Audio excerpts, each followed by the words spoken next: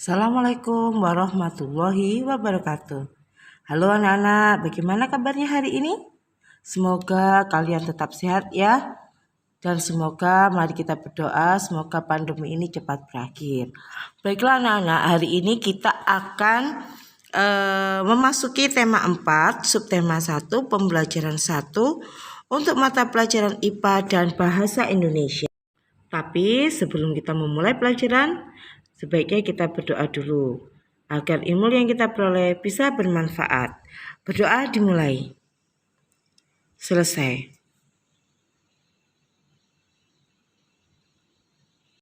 Baiklah anak-anak, tujuan pembelajaran kita pada hari ini yaitu untuk tema 4 ini kita akan belajar mengenai sistem peredaran darah manusia. Jadi setelah mempelajari di PP1 ini, kalian dapat menjelaskan tentang organ peredaran darah pada manusia dan fungsinya secara rinci. Dan untuk bahasa Indonesia, kita akan mempelajari tentang pantun. Jadi setelah mempelajari tentang pantun, nanti kalian bisa menyebutkan apa sih ciri-ciri pantun itu, dan kalian juga bisa membuat pantun. Terutama kita kan ada di pembelajaran tentang peredaran darah manusia. Jadi nanti saya ingin kalian untuk membuat satu pantun yang bertemakan kesehatan peredaran darah manusia. Gak usah dibuat bingung ya anak-anak ya. Marilah kita belajar dengan santai dan menyenangkan. Untuk itu nanti ibu akan menayangkan video pembelajaran tentang peredaran darah manusia. Baiklah anak-anak, maka marilah kita amati video pembelajaran berikut ini tentang sistem peredaran darah. Selamat menyaksikan ya, dan dicermati dengan baik.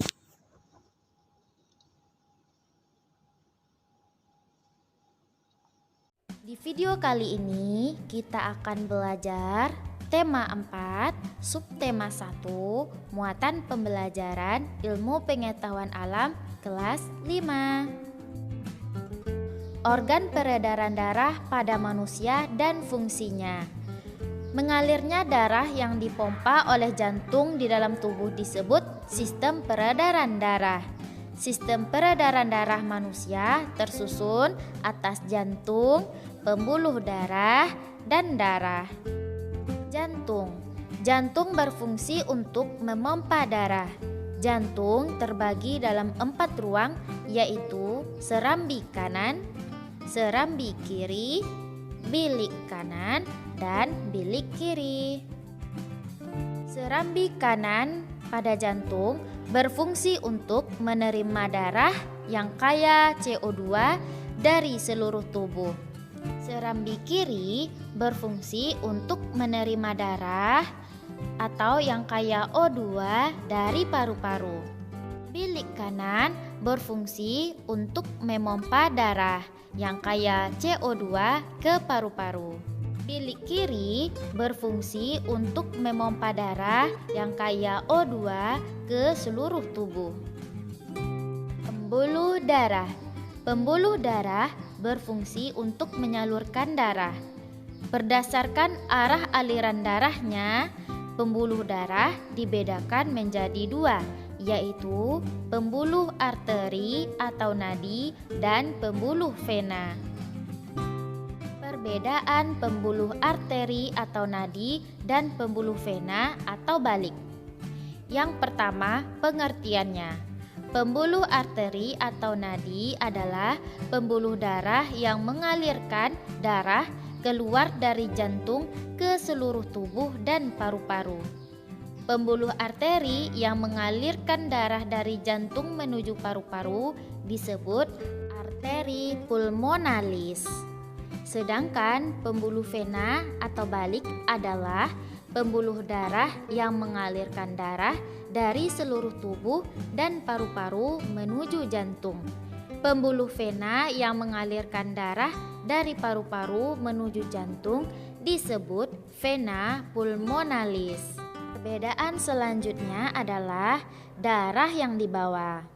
Pembuluh arteri atau nadi yang dibawa adalah darah bersih yang kaya oksigen, kecuali arteri pulmonalis. Sedangkan pembuluh vena atau balik membawa darah kotor atau kaya karbon dioksida, kecuali vena pulmonalis. Perbedaan selanjutnya adalah tempat. Pembuluh arteri atau nadi bertempat di bagian dalam tubuh, sedangkan pembuluh vena atau balik bertempat di dekat permukaan tubuh. Perbedaan selanjutnya adalah dinding pembuluh. Pembuluh arteri atau nadi, dinding pembuluhnya tebal, kuat, dan elastis. Sedangkan pembuluh vena atau balik, dinding pembuluhnya tipis dan kurang elastis. Perbedaan selanjutnya adalah katup. Pembuluh arteri atau nadi, katupnya hanya satu tempat di dekat jantung. Sedangkan pembuluh vena atau balik, katupnya terdapat di sepanjang pembuluh darah. Perbedaan selanjutnya adalah denyut.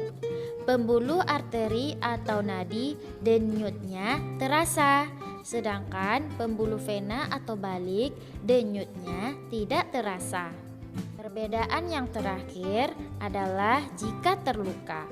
Pembuluh arteri atau nadi, jika terluka, darahnya akan memancar, sedangkan pembuluh vena atau balik, darahnya tidak memancar. Pembuluh arteri dan pembuluh vena mempunyai bentuk cabang-cabang. Ujung cabang dari pembuluh terkecil disebut pembuluh kapiler. Kapiler berdinding sangat tipis dan berpori. Pembuluh kapiler berhubungan langsung dengan sel-sel tubuh. Dalam pembuluh kapiler terdapat atau terjadi pertukaran oksigen dan karbon dioksida. Berdasarkan alirannya, darah mengalami dua macam peredaran, yaitu yang pertama, peredaran darah besar. Bilik kiri atau darah yang mengandung oksigen menuju kapiler seluruh tubuh. Di pembuluh kapiler, tubuh terjadi pertukaran darah yang mengandung oksigen dengan karbon dioksida menuju vena atas dan bawah. Darah mengandung karbon dioksida. Kemudian menuju serambi kanan, darah yang mengandung karbon dioksida. Yang kedua, peredaran darah kecil. Bilik kanan, darah yang mengandung karbon dioksida menuju arteri pulmonalis. Kemudian menuju paru-paru atau tempat terjadi pertukaran darah yang mengandung karbon dioksida dengan oksigen menuju vena pulmonalis atau darah yang mengandung oksigen. Kemudian menuju serambi kiri, darah yang mengandung oksigen. Darah merupakan cairan yang mengalir di dalam pembuluh darah yang terdiri atas plasma dan sel-sel darah. Plasma darah sebagian besar tersusun atas air. Plasma darah mengangkut zat-zat hasil metabolisme yang sudah tidak berguna bagi tubuh. Plasma darah berupa cairan bening berwarna kekuningan. Sel-sel darah terbagi atas sel darah merah atau eritrosit, sel darah putih atau leukosit, dan keping darah atau trombosit. Sel darah merah mengandung pigmen darah yang disebut hemoglobin. Zat dalam trombosit yang berperan dalam pembekuan darah disebut fibrinogen. Fungsi darah. Sel darah merah berfungsi mengangkut oksigen ke seluruh tubuh. Plasma darah berfungsi mengedarkan zat makanan ke seluruh tubuh. Sel darah putih berfungsi membasmi kuman yang masuk ke dalam tubuh. Keping darah berfungsi menutup luka. Ayo Ayo, gambarkanlah bagan perbedaan peredaran darah besar dan peredaran darah kecil. Peredaran darah hewan dan fungsinya. Hewan memiliki organ peredaran darah yang sama dengan manusia, yaitu jantung, pembuluh darah, dan darah. Sistem peredaran darah pada hewan berfungsi untuk mengedarkan oksigen dan nutrisi ke dalam tubuh dan mengangkut sisa metabolisme untuk dikeluarkan dari tubuh. Sistem peredaran darah pada hewan dibagi menjadi dua, yaitu sistem peredaran darah terbuka dan sistem peredaran darah tertutup. Sistem peredaran darah terbuka. Sistem peredaran darah terbuka yaitu sistem peredaran darah ke seluruh tubuh tanpa melewati pembuluh kapiler darah. Hewan yang mengalami sistem peredaran darah terbuka yaitu moluska atau hewan lunak dan serangga. Moluska. Organ peredaran darah moluska terdiri dari jantung dan pembuluh darah yang masih sederhana. Jantung moluska terbagi menjadi dua, yaitu bilik dan serambi. Sistem peredaran darah terbuka adalah jantung menuju pembuluh darah, kemudian menuju sinus, lalu menuju jaringan tubuh, kemudian menuju sinus, dan kembali lagi ke jantung. Serangga. Organ peredaran darah serangga terdiri atas jantung dan pembuluh arteri. Jantung pada serangga memiliki bentuk tabung dan memanjang. Sistem peredaran darah terbuka pada serangga dari jantung menuju pembuluh arteri, kemudian menuju rongga tubuh, lalu menuju jaringan tubuh, lalu kembali ke jantung. Sistem peredaran darah tertutup. Sistem peredaran darah tertutup yaitu sistem peredaran darah ke seluruh tubuh yang melewati pembuluh kapiler darah. Hewan yang mengalami sistem peredaran darah tertutup yaitu hewan vertebrata seperti Pisces, Reptilia, Aves, dan Mamalia. Pisces disebut juga dengan ikan. Organ peredaran darah ikan yaitu jantung dan pembuluh darah. Jantung ikan terdiri dari satu bilik dan satu serambi. Pembuluh darah ikan terdiri dari pembuluh arteri dan pembuluh vena. Sistem peredaran darah tertutup Pisces adalah dari bilik menuju pembuluh arteri, kemudian menuju insang, lalu menuju seluruh tubuh, lalu menuju pembuluh vena, kemudian menuju serambi. Organ peredaran darah amfibi yaitu jantung dan pembuluh darah. Jantung amfibi terdiri dari bilik, serambi kiri, dan serambi kanan. Pembuluh darah amfibi terdiri dari pembuluh arteri dan pembuluh vena. Sistem peredaran darah amfibi dari bilik menuju aorta, kemudian menuju seluruh tubuh, kemudian menuju pembuluh vena, dan berakhir di serambi kanan. Bilik menuju arteri pulmonalis, menuju paru-paru, lalu menuju vena pulmonalis, kemudian berakhir di serambi kiri. Organ peredaran darah reptil yaitu jantung dan pembuluh darah. Jantung reptil terdiri dari bilik kiri, bilik kanan, serambi kiri, dan serambi kanan. Reptil memiliki dua pembuluh darah, yaitu pembuluh arteri dan pembuluh vena. Sistem peredaran darah reptil yaitu dari bilik kanan menuju arteri pulmonalis, kemudian menuju paru-paru, lalu menuju vena pulmonalis, kemudian menuju serambi kiri, lalu bilik kiri, kemudian menuju aorta, lalu ke seluruh tubuh, kemudian menuju pembuluh vena dan berakhir di serambi kanan. Aves disebut juga dengan burung. Organ peredaran darah aves yaitu jantung dan pembuluh darah. Jantung aves terdiri dari bilik kiri, bilik kanan, serambi kiri, dan serambi kanan. Pembuluh darah aves terdiri dari pembuluh arteri dan pembuluh vena.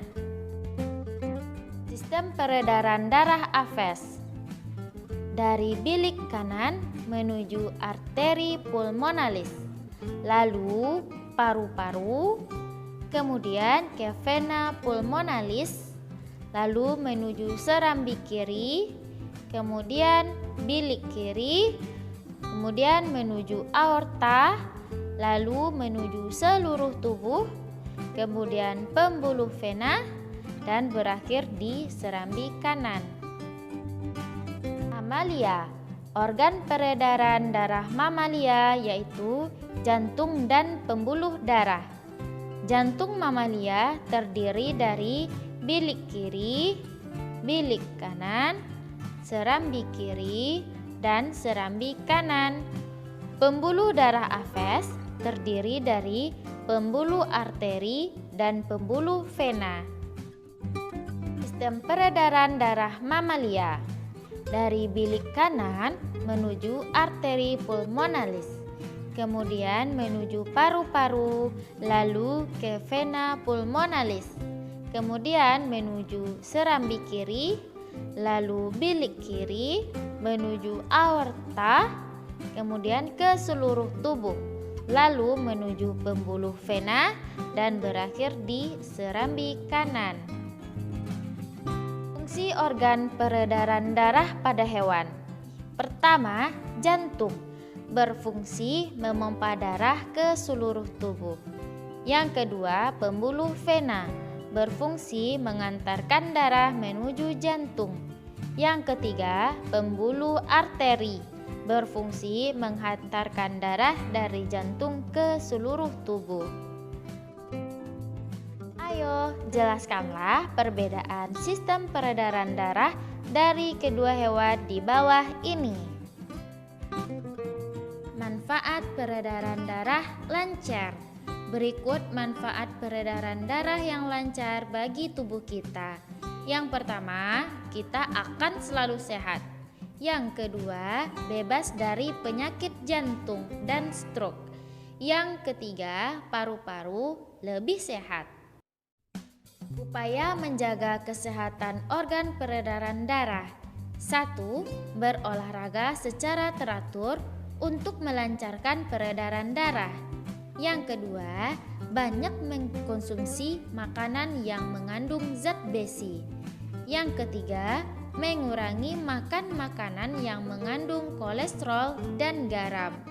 Yang keempat, istirahat yang cukup.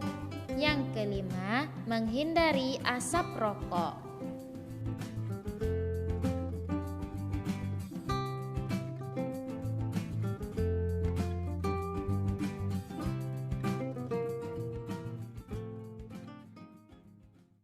Setelah menyaksikan video pembelajaran tadi, maka Ibu akan memberikan 15 soal untuk tugas IPA sehingga nanti kalian dapat lebih fokus untuk mengetahui tentang sistem peredaran darah dan fungsinya.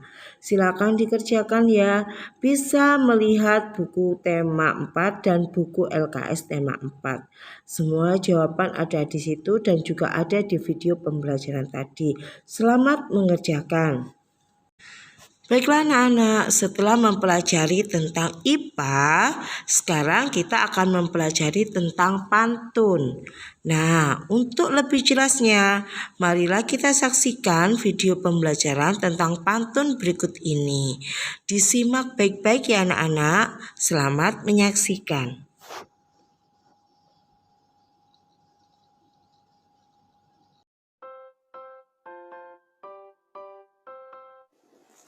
Dayu, kamu bisa membuat pantun ya? Bisa dong. Keliling kota naik becak, walau lama tiada jemu. Banyak-banyak engkau membaca, membaca adalah kunci ilmu. Wah, Dayu, keren sekali bikin pantunnya. Aku diajarin bikin pantun ya. Wah, Benny biasa aja kok. Yuk, kita hari ini belajar tentang pantun bersama-sama.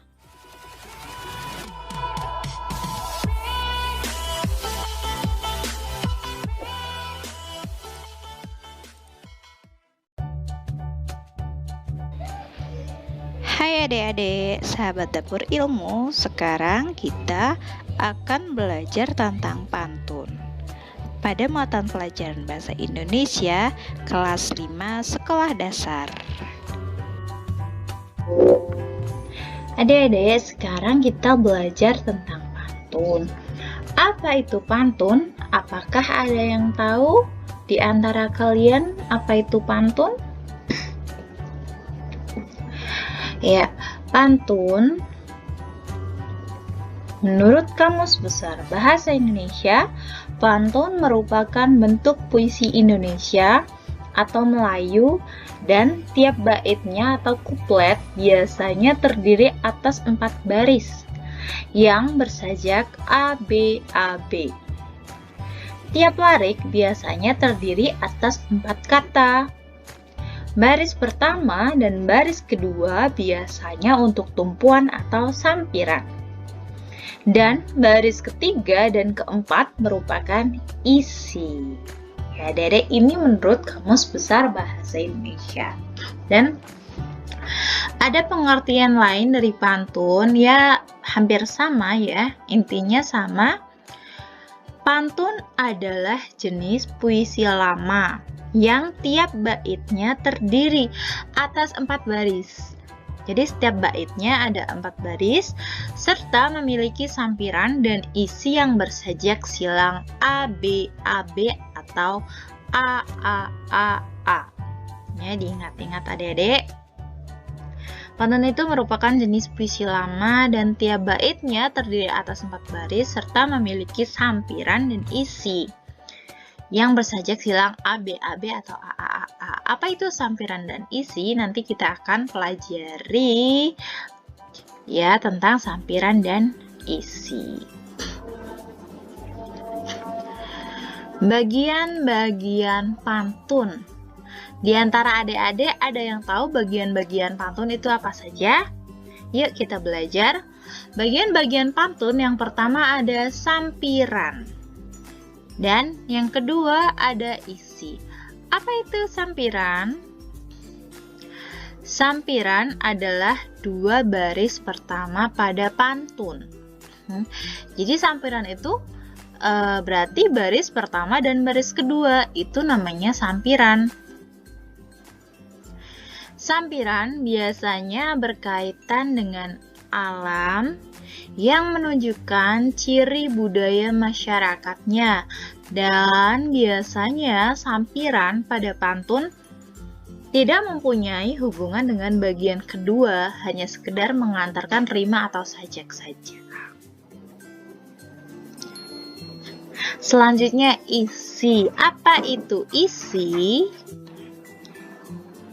Isi adalah 2 baris terakhir pada pantun. Jadi 2 baris terakhir itu artinya baris ketiga dan baris keempat. Pada pantun, baris ketiga dan keempat itu merupakan isi dari pantun tersebut.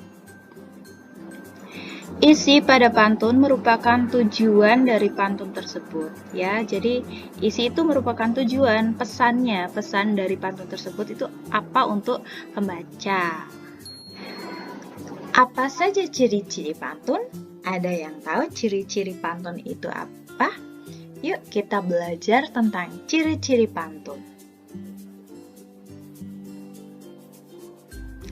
Ciri-ciri pantun sebagai berikut.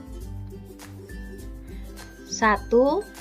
Tiap bait terdiri atas 4 baris atau larik. 2. Tiap baris terdiri atas 8 sampai 12 suku kata. Adik-adik sudah belajar suku kata ya saat di kelas 3 atau kelas 4 ya. Jadi ciri-ciri pantun itu tiap barisnya terdiri atas 8 sampai 12 suku kata. Yang ketiga, bersajak silang ABAB atau bisa juga AAAA. 4. Baris pertama dan kedua itu merupakan sampiran, ya, merupakan sampiran atau tumpuan, sedangkan baris ketiga dan keempat adalah isi. Contoh pantun. Contoh pantun.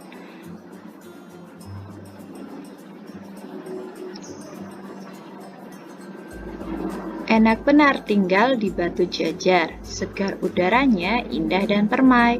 Anak sekolah, rajinlah belajar, agar cita-citanya kelak tercapai.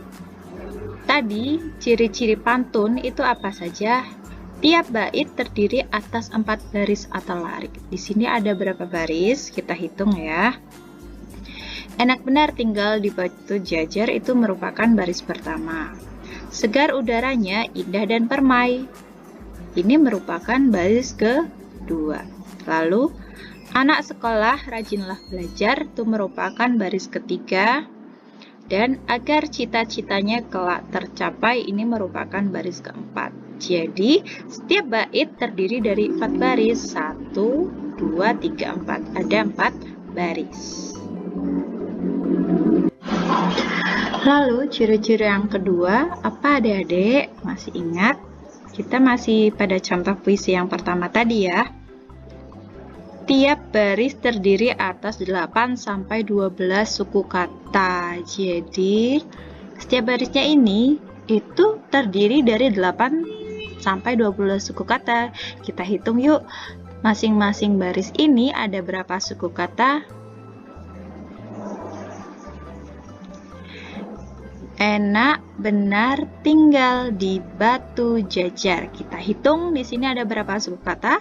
1, 2, 3, 4, 5, 6, 7, 8, 9, 10, 11. Jadi pada baris pertama ini terdiri dari 11 suku kata. Lanjut ke baris kedua, ada berapa suku kata di sini? Coba adik-adik hitung. Segar udaranya indah dan permai. 1, 2, 3, 4, 5, 6, 7, 8, 9, 10, 11. Ada 11 suku kata. Yuk, sekarang adik-adik hitung sendiri untuk baris ketiga ada berapa suku kata? Ya, ada 11 suku kata. Sekarang baris keempat. Adik-adik hitung. Ada berapa suku kata pada baris keempat? Ya, betul sekali ada 12 suku kata. Jadi, ini merupakan salah satu ciri-ciri pantun karena tiap barisnya terdiri dari 8 sampai 12 suku kata, tidak kurang dari 8 suku kata dan tidak lebih dari 12 suku kata. Lanjut, ciri selanjutnya ya, bersajak silang ABAB. Rimanya ABAB maksudnya bagaimana? Contoh pada baris pertama, enak benar tinggal di Batu Jajar. Ini ya rimanya yang di belakangnya, paling belakangnya ini Batu Jajar, ar ya. Kita misalnya ini rimanya A ya. Segar udaranya indah dan permai, ini ai. Berarti ini kan bukan, tidak sama dengan ini. Jadi kita tulis rimanya B. Selanjutnya anak sekolah rajinlah belajar. Sama seperti pada baris pertama. Jadi ini rimanya A. ya, atau sajaknya atau rimanya A. Dan yang baris terakhir, baris keempat, agar cita-citanya kelak tercapai. Ini sama ya dengan ini, berarti ini rimanya B ya. Jadi pantun ini memiliki sajak silang A, B, A, B ya. Adik-adik sudah tahu ciri-ciri pantun dan sudah tahu mana baris, mana sajak. Adik-adik, lalu bagaimana cara menentukan amanat pantun ya? Ini kakak punya contoh pantun. Kita baca bersama-sama. Burung merpati, burung dara, terbang menuju angkasa luas. Hati siapa takkan gembira karena aku telah naik kelas ya. Kita lihat mana yang sampiran, mana yang isi. Tadi sampiran adalah baris pertama dan kedua dari pantun. Jadi baris pertama, burung merpati burung dara, itu baris pertama merupakan sampiran. Terbang menuju angkasa luas itu merupakan baris kedua. Baris kedua merupakan sampiran.